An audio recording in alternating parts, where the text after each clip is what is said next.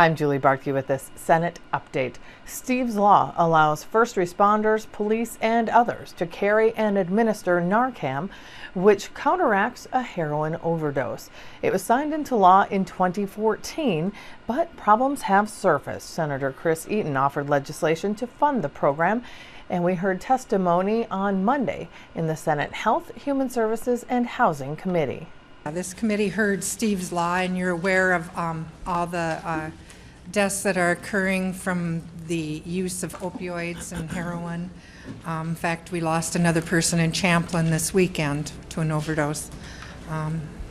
So one thing we found out, that once the bill was passed, it didn't automatically go out to all the police departments and first responders, and not everybody's carrying it. In fact, a very small percentage are.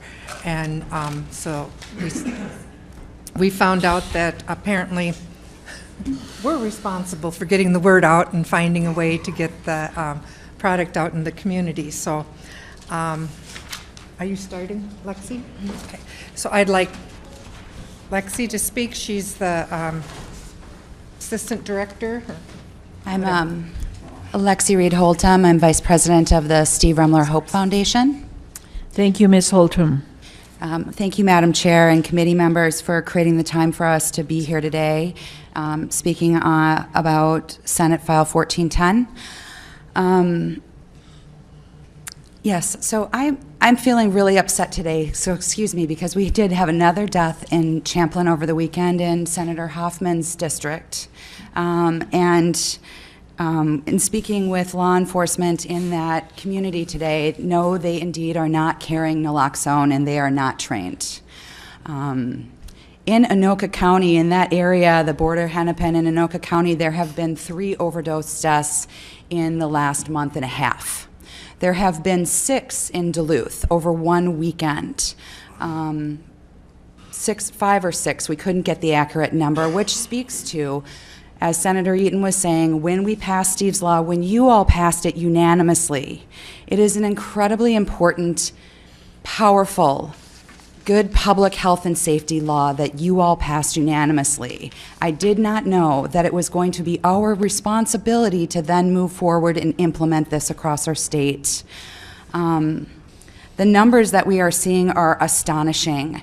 I want to just give you a couple, and I also want to say Jennifer Nordine was one of our testifiers today. Jennifer's son overdosed and died. He was the first of the 3 in the last month and a half in Anoka County. 19-year-old young man, same thing we see very, very frequently. He went to treatment, had a period of sobriety, and it is usually when people have sobriety, after they've gotten into recovery, when they relapse, then that they overdose and die, when they're trying to recover. So Jennifer could not be with us today because this person that died over the weekend was one of her son's friends. So needless to say, she's not going to testify, and I know we have reached out to every one of you on this committee, and that the majority, I believe it to be true, that we are going to hear you pass this today. So I am not replacing her testimony with another one. If for some reason you need to hear more evidence, I do have people waiting in the wings here, so you can let me know that. The numbers that I wanted to just point out to you, firstly, we have 33,000 first responders in our state. Some 10,000 of those are law enforcement officers, peace officers. Less than 5% of them are carrying. The thing is that when they're not carrying, they're also not trained, which means they don't know about the law, which means not only are they not carrying, but we see and we're hearing from the using community, which includes parents of those young people who are dying, that law enforcement is seizing naloxone because they aren't aware of the law. So if we do not educate our first responders about the law, not only, it won't matter. No matter how much naloxone we put out on the streets, it will not matter if our first responders do not know about the law. The other thing I wanted to tell you is that nearly 65% of the people that become addicted to opioids are starting with prescription pills. So in our state, in March of 2014, we had nearly 210,000 prescription opioids dispensed. That means people actually filled that many prescriptions for opioids in March alone in our state. That's 42% of all prescriptions filled in the month of March were for opioids. If we have 65% of the young people in our state, or old people, or whatever age you are, starting on prescription pills, moving to heroin, this is a deadly combination. We want to pass this bill today so that the Steve Rumler Hope Foundation and all of our volunteers and Senator Eaton and Representative Baker in the House, so that we can move on to creating solutions on the front end. This is the tail end. This is the death, right? We want to save these lives. Let's get our first responders what they need. They're telling us it's not a priority. They are not willing to spend their money on it. We need to help them. Let's just give them a little kickstart, give them what they need to get started to train and purchase naloxone, and then they can wrap it into their regular ongoing training. I have tons of more statistics. I have a lot more data, and as I said, I thank you so much, Madam Chairperson, for creating the space for us to be on your docket today. If there's anything more you need from me, I'm happy to answer any questions. Thank you very much for your testimony. I agree with you. I think the committee is familiar with this issue. And I don't think the question in front of us today is about whether or not it's a good idea to do this and to make this happen, because that's already been acted on by the legislature. What you're saying is that it's not being implemented at any level. And so that's what we're talking about here today is you're putting something in front of us about a grant to fund the implementation of something that we've already passed on. So I don't think we need persuasion any longer in the testimony about the need. It's really about whether or not we're going to take the responsibility or have an unfunded mandate is another way, Senator Eaton, to pursue this. Had you considered that? Pardon? Instead of having the state out of its budget, simply require that this be implemented at the local level, within the resources they have? This bill would, Madam Chair, provide the funding to do that. That's right. And well, the question is, have you considered simply, I can't remember the language last year, did you require it be? It's not a mandate, Madam Chair. It's not mandated, but that's an alternative as well. All right. Are there any other questions, Senator Hayden? Good. Well, thank you, Madam Chair and Senator Eaton. I was just commenting to Senator Marty here. Have you thought about the public safety committees? And I'm just trying to find other ways to do it, because to the testifier's point, the local law enforcement agencies are not supplying and training. And so has there been a parallel thought to go to the public safety or the judicial committee, wherever that goes, in order to provide grants to the local law enforcement organizations? Would you reintroduce yourself? I'm looking quick. Ms. Holtram. Yes, thank you, Madam Chair. Senator Hayden. Lexi Reed Holtum. Thank you, Madam Chair. We have been in communication for the last 6 months with law enforcement committees, or law enforcement. We've gone to each county and sat down and asked them, what is it that you need and how can we help you? We've gone to the county attorneys, the Sheriff's Association, the Sheriffs and Chiefs Association. We have been willing to go and sit down in collaboration with everyone.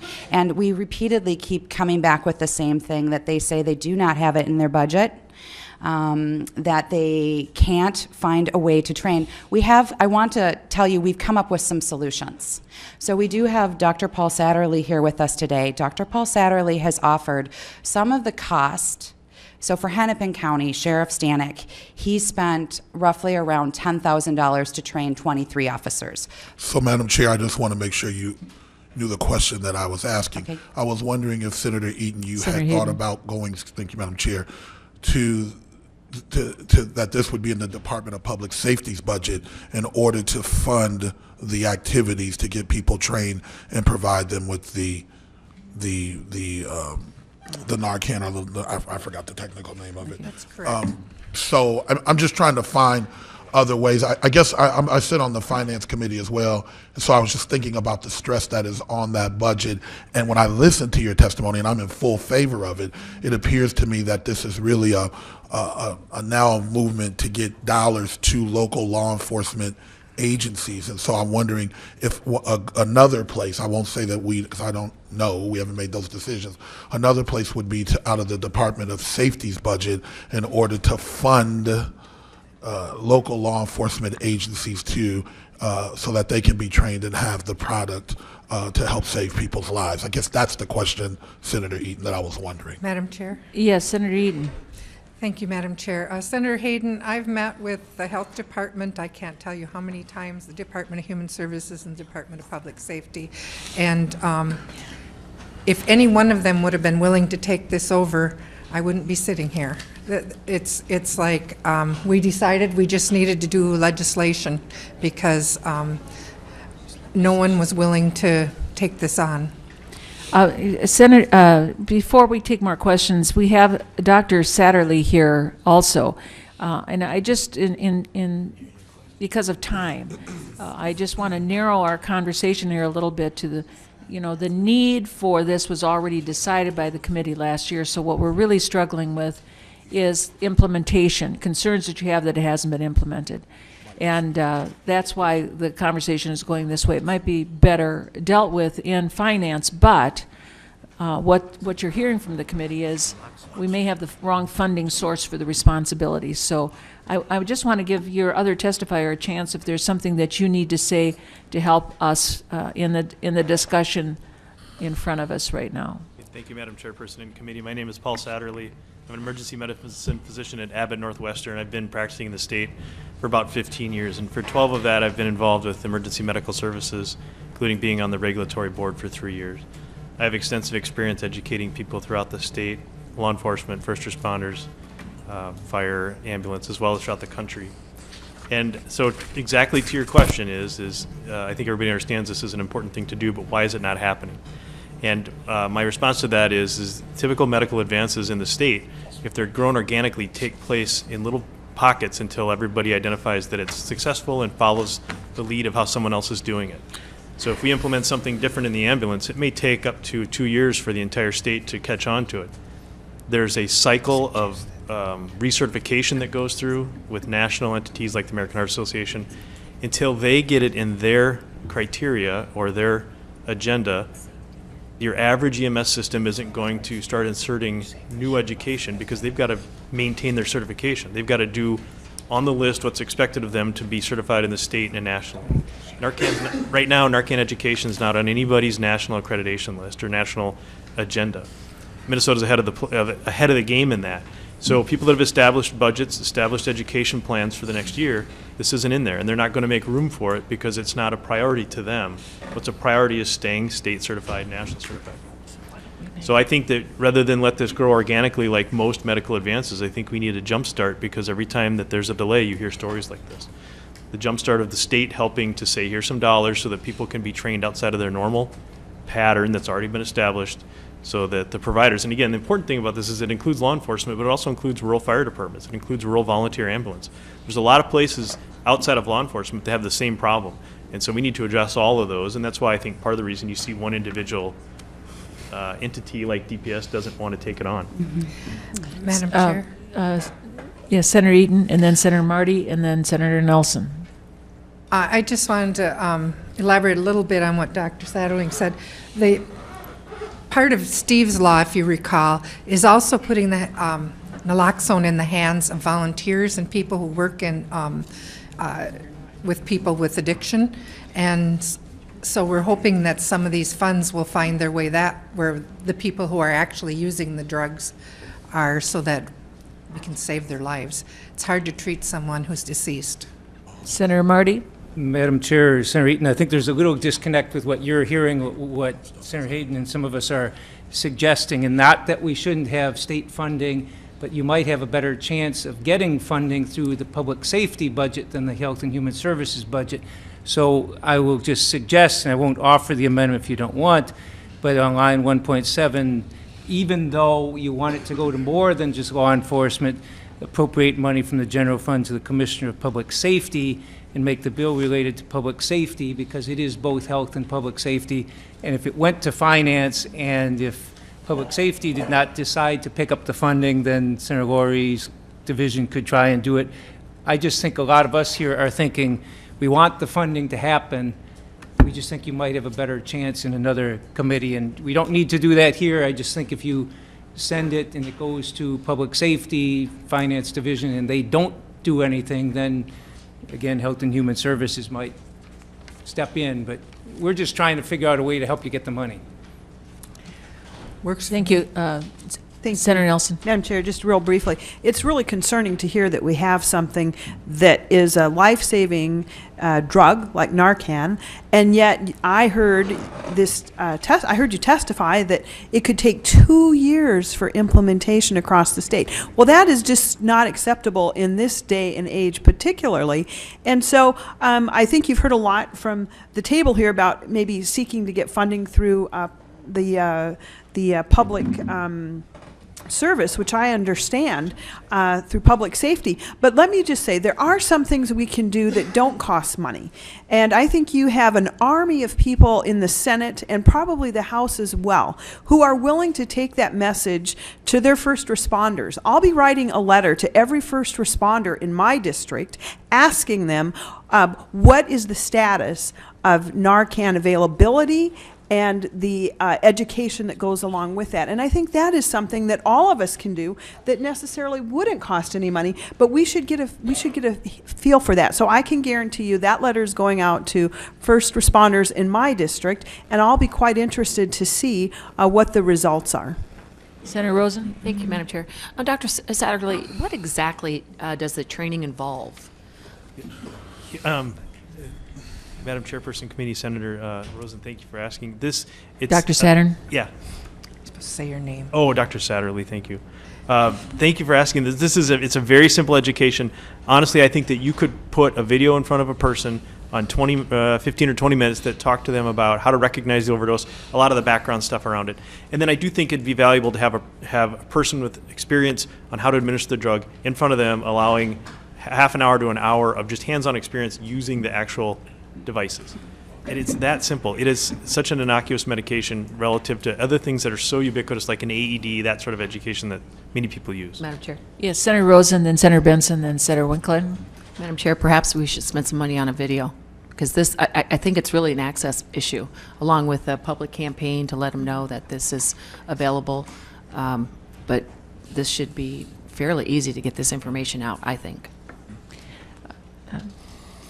Did you want to interject now before the others ask their question? Please introduce yourself again. I'm looking for Lexi Reed Holton. Lexi Reed Holton. Thank you, Madam Chair. I just wanted to also say that the Steve Remler Hope Foundation with Dr. Paul Satterley, we've created some solutions. So I want to let you know that we are also giving to the state. The things that we've been able to do is we have a small amount of budgetary dollars that we are willing to commit from our foundation that will create this video.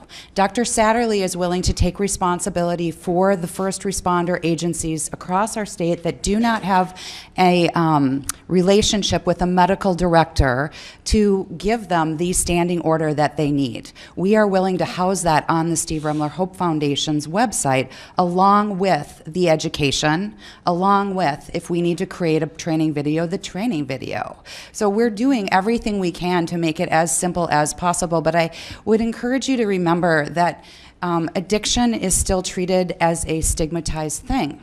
And so even if I speak to a chief of police, Anoka County had 4 public hearings on heroin and overdose prevention in the last year. And in that county, law enforcement still did not know about the law when they showed up on these overdose death scenes in 2 different cases. They still had no idea. And so that's 40 minutes from here. Thank you. I just wanted to let you know we're willing to work to do what it needs to be done on the citizen side. Okay, thank you. Senator Benson, and then Senator Wickland. And then we're going to move on an action here. And I'm going to actually offer the amendment that Senator Marty recommended for a couple of reasons. First of all, it sounds like law enforcement's the biggest barrier and I think the fastest way to get to law enforcement is through public safety. Secondly, I don't know that evenly distributing regionally is the best approach to getting it to the largest, most impacted population. And instead of belaboring those discussions here, I would like to, on line 1.7, following the of, delete health and insert public safety, unless council has better language. I would take advice on that. Madam Chair and members, in addition to that, on line 1.2, delete health and insert public safety.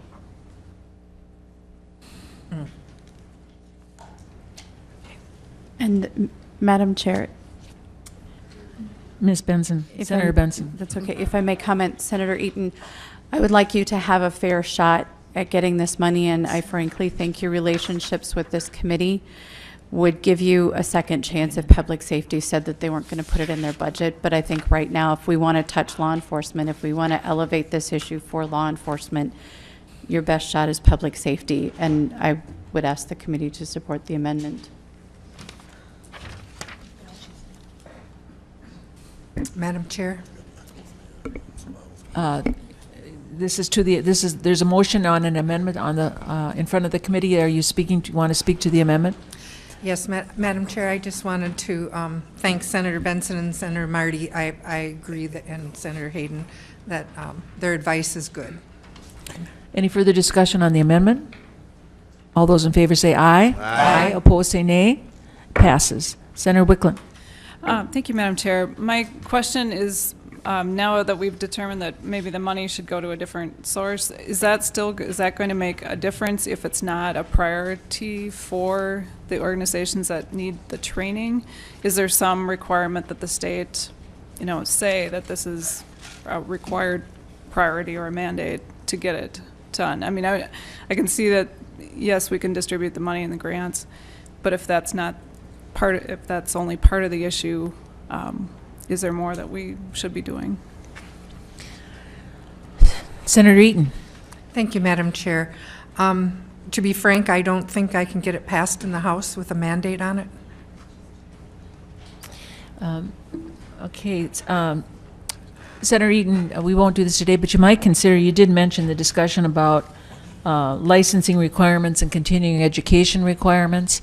You might consider coming back through that gateway as well to add this as a required CEU for certain professions. So.